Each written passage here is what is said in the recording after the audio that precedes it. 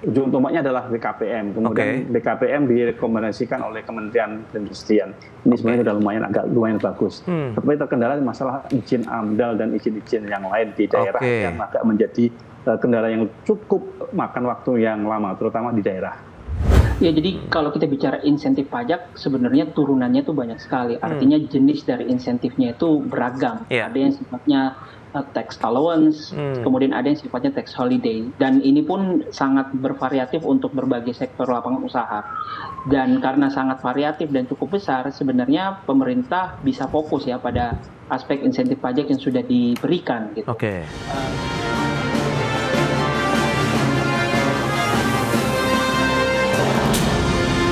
Ya, pemerintah mengalokasikan belanja insentif perpajakan untuk sektor industri pengolahan sebesar Rp141,7 triliun dalam RAPBN tahun 2026. Angka ini meningkat 3,3% dari alokasi di tahun 2025. Belanja perpajakan untuk industri pengolahan atau manufaktur terus meningkat dalam 5 tahun terakhir. Dalam rancangan anggaran pendapatan dan belanja negara 2026, alokasi belanja untuk insentif sektor industri pengolahan dipatok sebesar Rp141,7 triliun. Jumlah ini naik 3,3% dibandingkan proyeksi pada 2025 yang sebesar Rp137,2 triliun.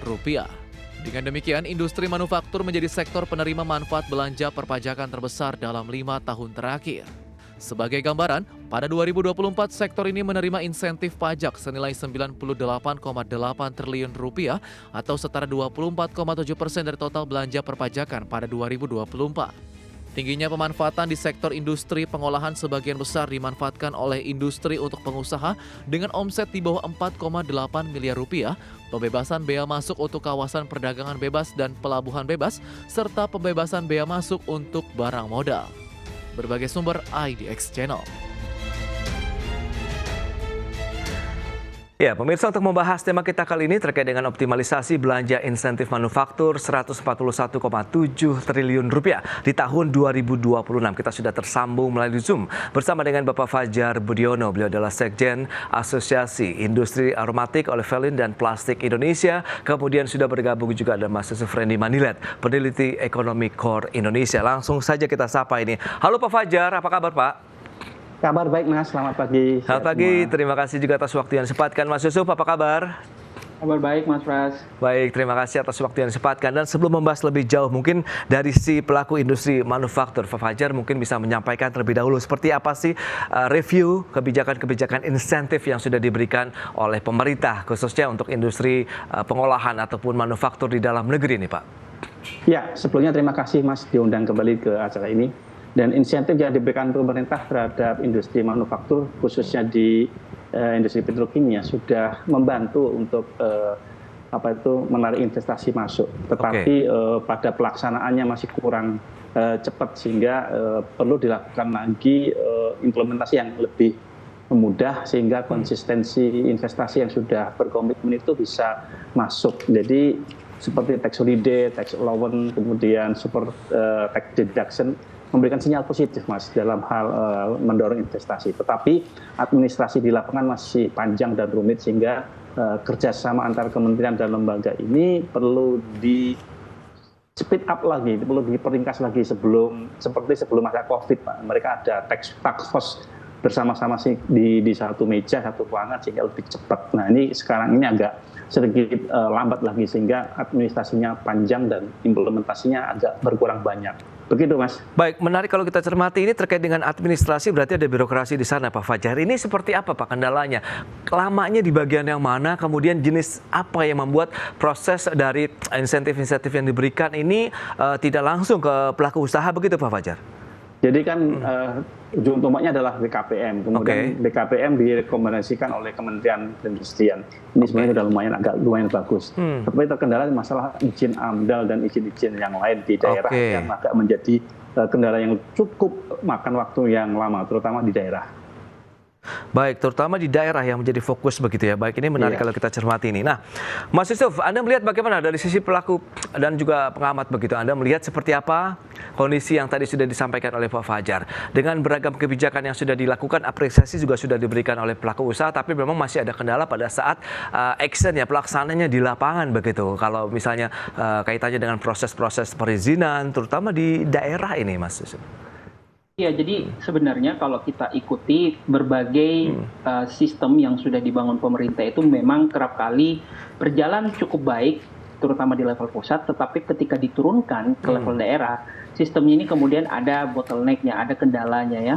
Jadi ini sebenarnya bukan hanya berkaitan dengan insentif perpajakan, tetapi juga berkaitan dengan insentif investasi yang lain. Saya pikir pemerintah memang punya pekerjaan rumah dalam konteks mengkonsolidasikan kebijakan di level pusat dan juga daerah. Karena kalau kita ikuti beberapa kebijakan yang sudah pernah dilakukan pemerintah baik di tahun ini maupun di pemerintahan sebelumnya, kerap kali kebijakan yang sudah diketok palu di level pusat kemudian itu akan cukup menantang gitu ya kalau seandainya koordinasinya sudah mulai melibatkan pemerintah daerah, karena memang proses perizinannya akan relatif membutuhkan waktu yang lebih lama.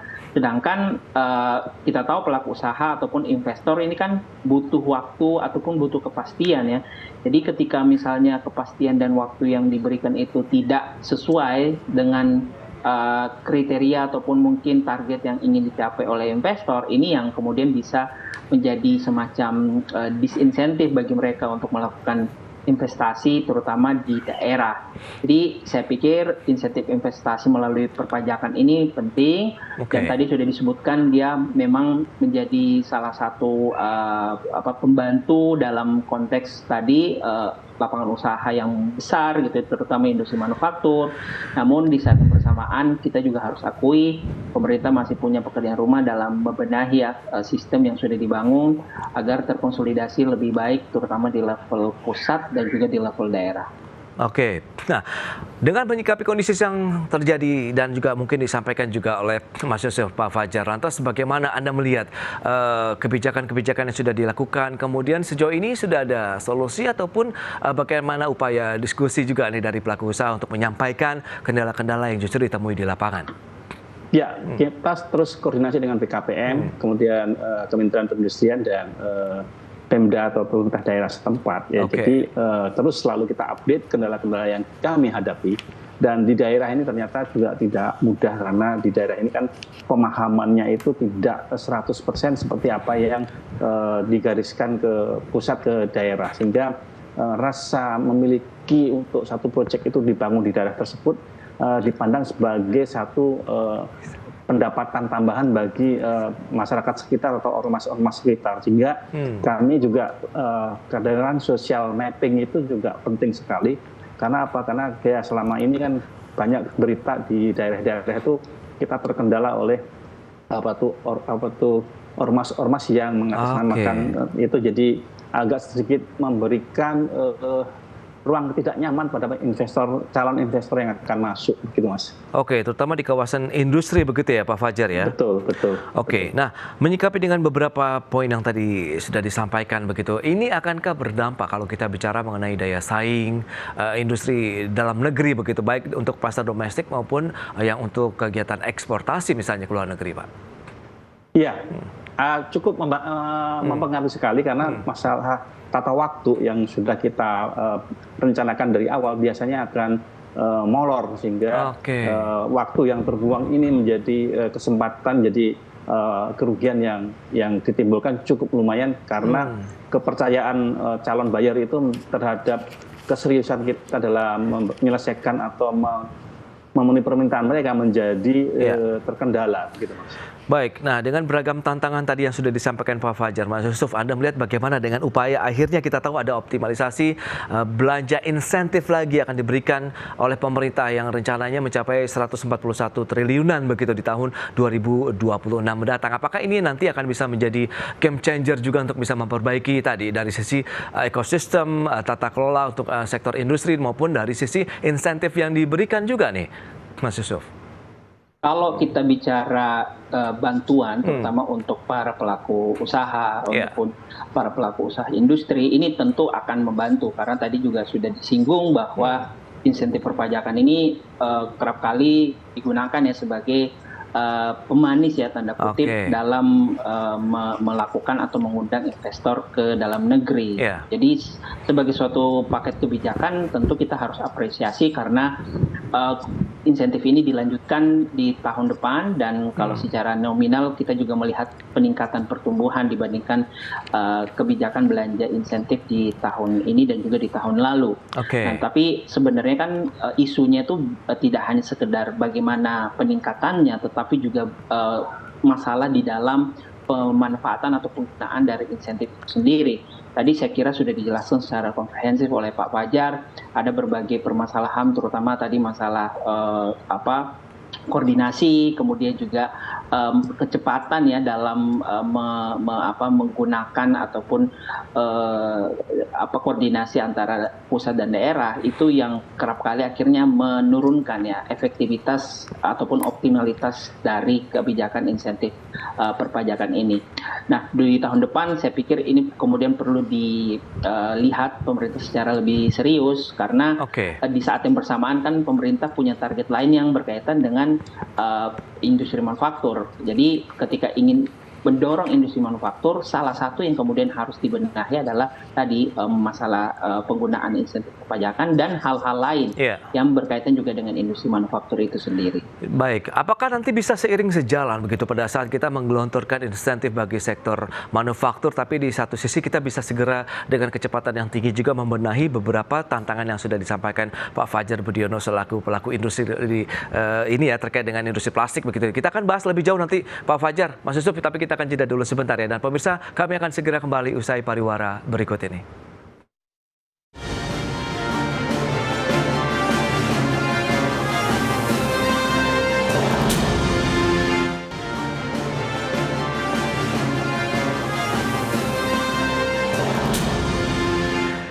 Ya, terima kasih Anda masih bergabung bersama kami dalam Market Review, pemirsa, dan berikut ini kami akan sampaikan sejumlah data terkait dengan insentif perpajakan untuk sektor manufaktur. Kita akan cermati trennya dalam beberapa tahun ini seperti apa. Ya, seperti yang bisa Anda saksikan juga di layar televisi Anda. Kita akan cermati dari tahun 2021 sampai dengan 2025 dan juga target RAPBN di tahun 2026 mendatang. Ini dia, trennya naik terus. Di tahun ini saja 137,2 triliun. Tahun depan diharapkan bisa menyentuh 141,7 triliun rupiah. Berikutnya, bagaimana dengan kontribusi sektor manufaktur terhadap PDB? Ini juga trennya naik terus dari kuartal 2 2022 sampai dengan kuartal 2 2025 yang sudah mencapai 18,67% terhadap PDB. Berikutnya untuk pertumbuhan industri pengolahan, kita akan cermati juga pergerakannya dari tahun 2020. Ini memang mengalami tekanan sampai dengan tumbuhnya negatif karena ada COVID-19. Tapi setelah itu melonjak sampai dengan 3,39%, tertinggi di tahun 2022 4,89%. Namun kita lihat cenderung menurun untuk pertumbuhan industri pengolahan di tahun 2023 4,64%, 2024 4,43%. Itu dia beberapa data yang sudah kita sampaikan. Kita lanjutkan kembali perbincangan bersama dengan Bapak Fajar Budiono, Sekjen Inaplas, kemudian juga Mas Yusuf Reddy Manilet, peneliti ekonomi KOR Indonesia. Baik, dengan beberapa data tadi yang sudah disampaikan Pak Fajar, kemudian tadi ada insentif yang akan diberikan lagi oleh pemerintah di tahun 2026 dari APBN 141,7 triliun. Di samping ada beberapa tantangan tersendiri yang bisa dikatakan ya kendala klasik karena koordinasi, implementasi di lapangan khususnya di daerah. Nah, Pak Fajar, lantas bagaimana Anda melihat dengan tren di tahun 2025 paling tidak di semester kedua menjadi pijakan yang kuatkah nanti untuk menatap tahun 2026 dengan kucuran insentif lagi yang diberikan oleh pemerintah nih Pak Fajar?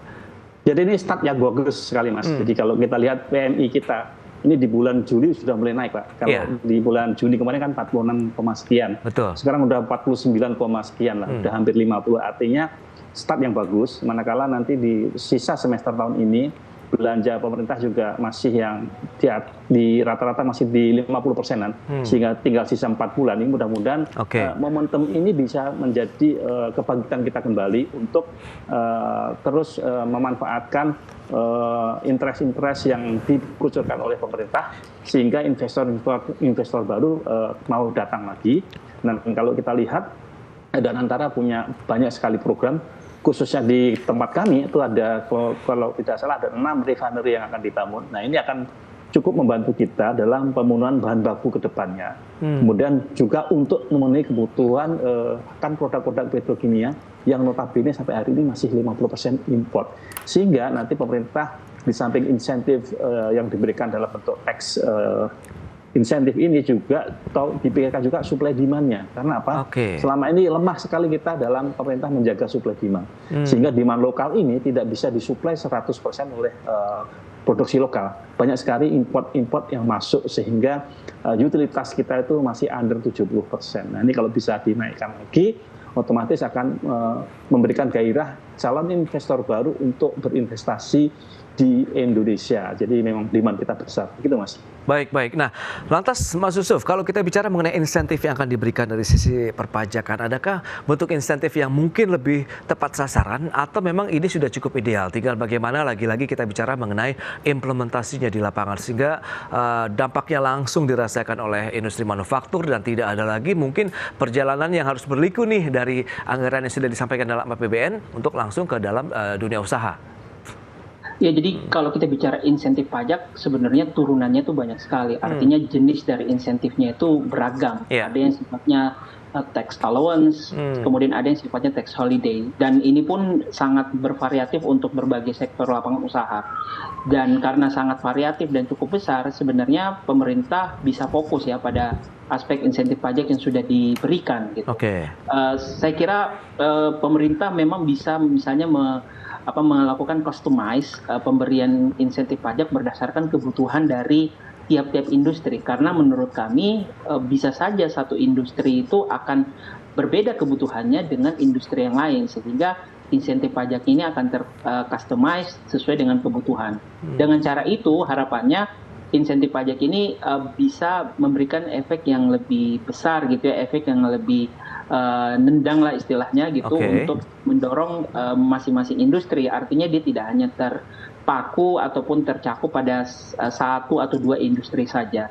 Dan selain tentu insentif pajak, kita juga harus memperbaiki ya berbagai hal yang menopang ya insentif pajak tadi, masalah permasalahan supply demand di dalam negeri, kemudian juga saya kira aspek-aspek seperti misalnya logistik, infrastruktur itu juga menjadi penting ya, karena itu akan ikut mempengaruhi kondisi produksi secara umum gitu. Jadi ini yang harus juga menjadi semacam kebijakan tambahan di luar insentif pajak untuk memastikan industri di tahun depan itu bisa tumbuh sesuai dengan target yang ditentukan oleh pemerintah. Nah, Inaplas sendiri mengharapkan yang seperti apa kalau kita bicara mengenai insentif yang akan diberikan lagi begitu oleh pemerintah di tahun 2026 begitu? Apakah akan sama polanya dengan tahun 2025 atau Anda butuh inovasi baru yang bisa menjadi booster juga nih untuk industri pengolahan? Karena tadi lihat kontribusinya terhadap PDB juga ternyata naik terus. PMI kita juga sudah mulai membaik dan sudah saatnya juga kita ya menjadi tuan rumah di negeri sendiri untuk industri yang bisa terserap juga oleh market di dalam negeri nih, Pak Fajar.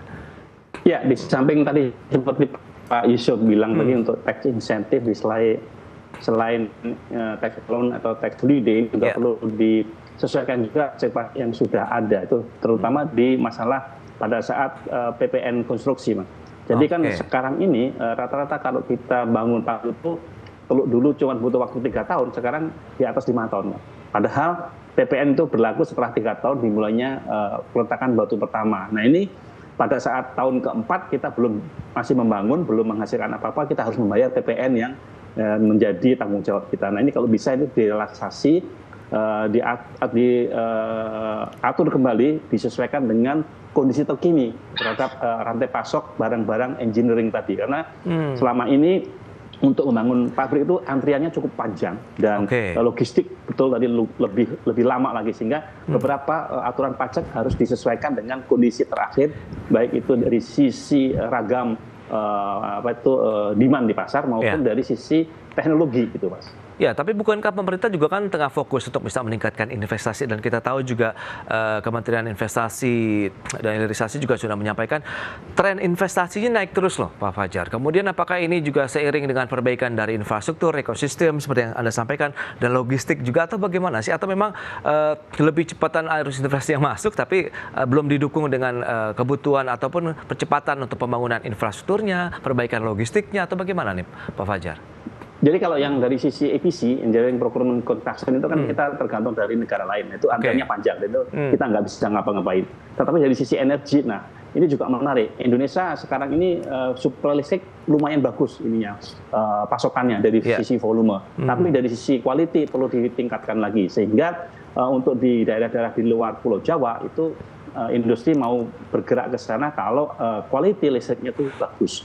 Nah ini perlu ditingkatkan lagi di samping volume pasokan dayanya juga quality dayanya, karena pasti mereka akan terganggu kalau dalam 1 minggu ada biarpet 2-3 kali. Nah ini akan mengganggu sekali. Dan kemudian yang kedua masalah pasokan energi yang lain berupa suplai gas sebagai utilitas kita. Nah gas ini juga terakhir ini agak masalah, pasokannya naik turun, up and down, sehingga banyak hal-hal yang tidak bisa kita prediksikan terjadi. Jadi harga jual kita juga tidak bisa pasti.